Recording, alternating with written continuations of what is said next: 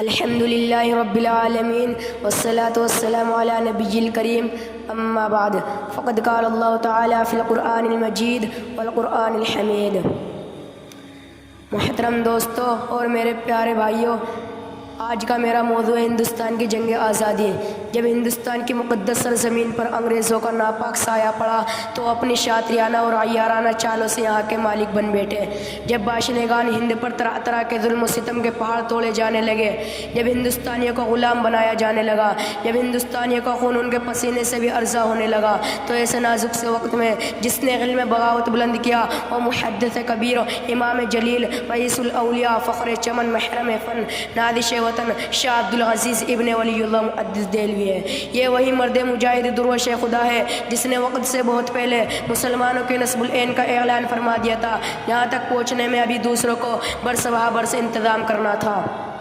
شاہ عبد العزیز کا فتویٰ کیا تھا؟ ایک بے عرقی بے اما تھا جو دشمنوں کی نخلی تمنا پر گڑ پڑی، انگریزوں کی نیند آرام ہو گئی، جگہ جگہ آزادی کے شعلے بھڑکنے لگے اور پرچم لہرانے لگے، سینوں میں ولولے مچلنے لگے اور حوصلوں نے انگڑائیاں لینے شروع کر دی۔ مسند درس پر بیٹھ کر قرآن و حدیث کا درس دینے والے علماء اکرام، خانقاہوں میں بیٹھ کر اپنی خون جگر سے شمع اسلام کو روشن کرنے والے مشائخ کرام اپنے خانقاہ اور مدرسوں کو چھوڑ کر میدان میں آ گئے اور فرنگیوں کے خلاف ایک بنا کر تو اللہ منزل کے جانب بے سر و سامانی کے عالم میں نکل پڑے۔ اور میں اکیلا ہی چلا تھا جانب منزل مگر، میں اکیلا ہی چلا تھا جانب منزل مگر، راہ رو آتے گئے اور کارواں بنتا گیا کہ مصداق بن گئے۔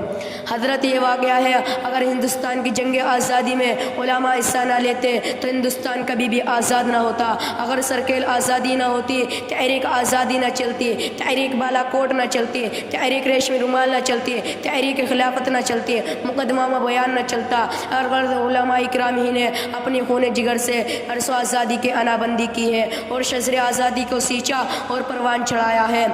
1857 کی جنگ آزادی میں 2 معاہد بنائے گئے تھے، ایک معاہد امبالہ پر جس کی قیادت حضرت مولانا جعفر تھانساری کے پاس تھی، دوسرا معاہد شاملی پر جو حضرت حاجی امداد اللہ مہاجر مکی کے پاس تھی۔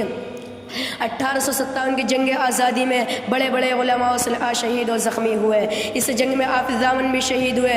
1857 کی جنگ آزادی میں 2 لاکھ مسلمان شہید ہوئے، جس میں 51,500 علماء تھے، صرف 500 علماء دین کے پھانسی کے پھندے پر لٹکا دیے۔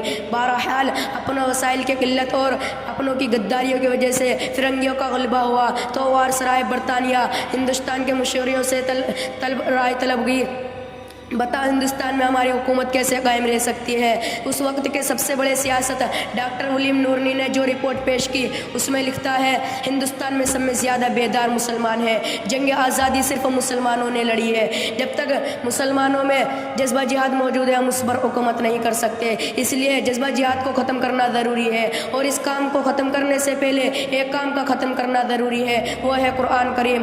1861 میں بدبخت انگریزوں نے 3 لاکھ قرآن کریم کے نسخے جلائے اور اس کے بعد علماء کو ختم کرنے کا فیصلہ کیا۔ 1864 سے لے کر 1867 تک علماء کو ختم کرنے کا فیصلہ کیا، اور یہ 3 سال ہندوستان کی تاریخ کے بڑے المناک سال تھے۔ ان 3 سال میں 14,000 علماء کو تخت دار پر لٹکا دیا گیا۔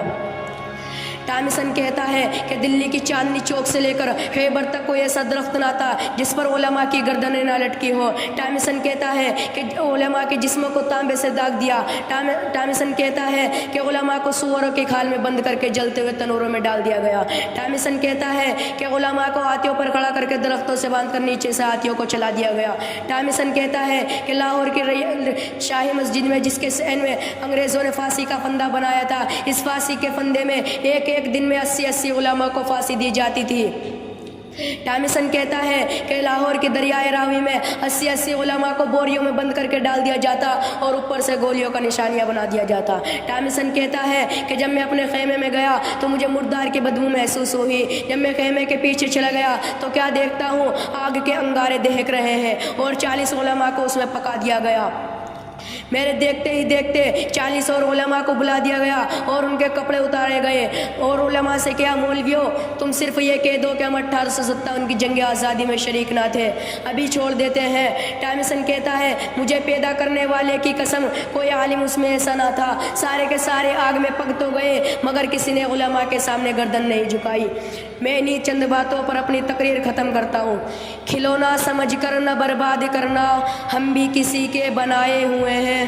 کھلونا سمجھ کر نہ برباد کرنا، ہم بھی کسی کے بنائے ہوئے ہیں۔ فرنگی کی فوجوں میں حرمت کے فتوے سرے دار چڑھ کر بھی گائے ہوئے ہیں۔ وہ شجر آزادی کو خو دے کے سینچا تو پھل اس کے پکنے کو آئے ہوئے ہیں۔ لیکن کتنی بربادی مقدر میں تھی آبادی کے بعد، کیا بتائے ہم پہ کیا گزری آزادی کے بعد۔ السلام علیکم ورحمۃ اللہ۔